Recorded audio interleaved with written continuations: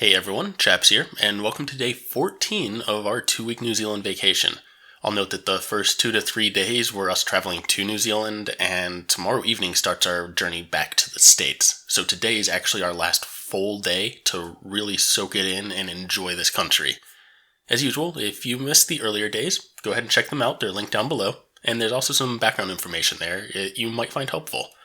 So of all the things that we wanted to do in New Zealand, so far, we've done them all, except one. Well, I guess we've done everything that we had planned to do, except for one, and that's to hike up Mount Isthmus. We wanted to do it on day 12, but if you watch that video, you'll know that we took the cautious route. I wasn't feeling that great, so we just went to the doctor instead. Well, today's the day. Originally, the forecast had rain planned for most of the day, but it actually stopped right around 10 a.m. Our day started with a 90-minute drive from Queenstown to Mount Isthmus. The switchbacks were just absolutely insane, and it seemed like you were almost coming to a stop coming around some of these. Also, the rain.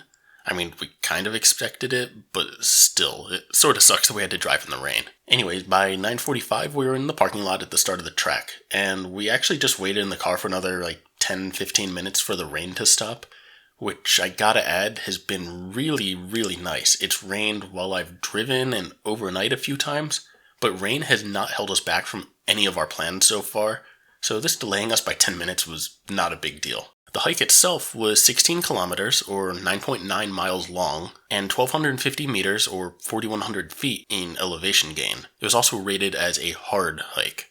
It's located between Lake Wanaka on the west and Lake Hawea, I think it is, on the east. It's right on an area known as the Neck, where the lakes get very close and are just divided by this mountain range that we're going to be going up.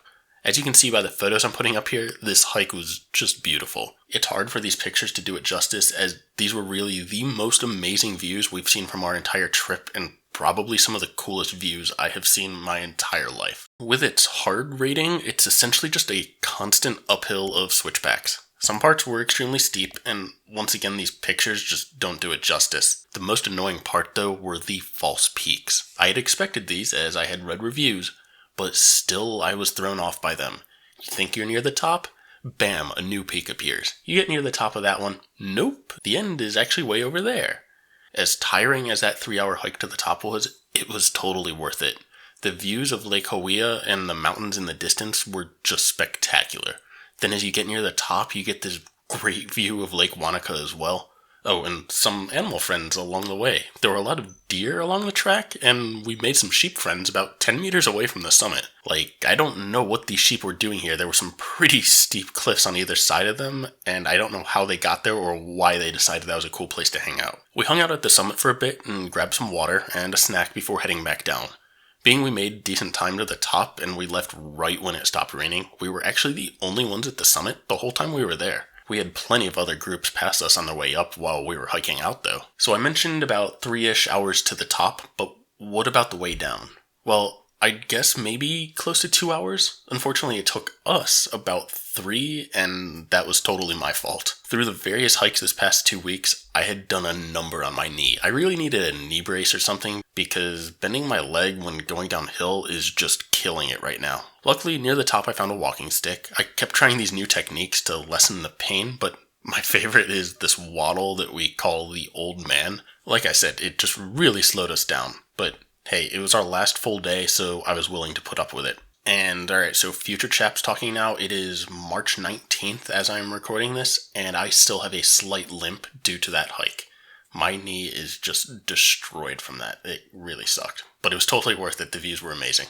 The 90-minute car ride back to Queenstown was way better than the drive to the hike. It wasn't raining, thus making the windy roads a bit more fun to drive, not to mention that we could actually see some really nice views going through the mountains now. We got back around dinner time, so we stopped at Fat Badger Pizza Bar. We got some great smoky meat pizza with barbecue sauce and some poutine. That's right, Canadians, watch out. This place actually has some pretty dope poutine. And with that dinner, we basically wrapped up our day.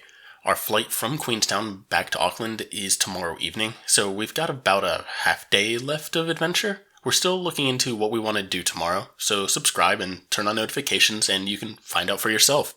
Oh, and that video is also going to cover that last day and also our flight back to the States. As usual, if you have any questions about Isthmus from today or any of the vacation, go ahead and leave a comment down below, hit me up on Twitter, and I try to respond as soon as possible.